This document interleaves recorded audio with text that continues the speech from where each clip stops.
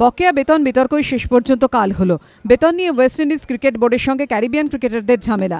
মাঝপথে সিরিজ বাতিল করে ফিরে যাচ্ছে ক্যারিবিয়ানরা। ধর্মশালার একদিনের ম্যাচই শেষ, আর কোনো ম্যাচ খেলবে না ক্যারিবিয়ানরা। ওয়েস্ট ইন্ডিজ ক্রিকেট বোর্ডের তরফে বিসিসিআইকে শুক্রবার একথা জানানো হয়েছে।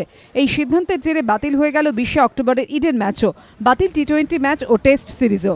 এমন আকস্মিক সিদ্ধান্তে রীতিমতো ক্ষুব্ধ বিসিসিআই। ভারতীয় বোর্ডের তরফে রীতিমতো বিবৃতি দিয়ে অসন্তোষ প্রকাশ করা হয়েছে।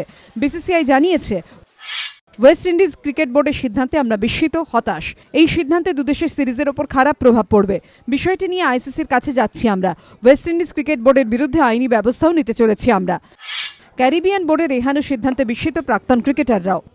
এরকম কোনদিন আমি আগে দেখিনি যে সিরিজ খেলতে খেলতে কেউ ফেরত চলে গেছে। শ্রীলঙ্কা আসছে শুনছি, কী করা যাবে, বাট খেলা উচিত ছিল। এরকম যতই পে ডিসপিউট থাকুক, টুর্নামেন্ট শেষ করে তবে পে ডিসপিউট সলভ করা উচিত ছিল। খেলা শেষ, খেলার মধ্যিখানে ছেড়ে যাওয়ার কোনো মানে হয় না। তবে ওয়েস্ট ইন্ডিজ ফিরে গেলেও বদলি হিসেবে ভারতে খেলতে আসছে শ্রীলঙ্কা। এদেশে খেলতে আসার ব্যাপারে সবুজ সংকেত দিয়েছে তারা। ভারতের সঙ্গে 5টি একদিনের ম্যাচ খেলবে তারা।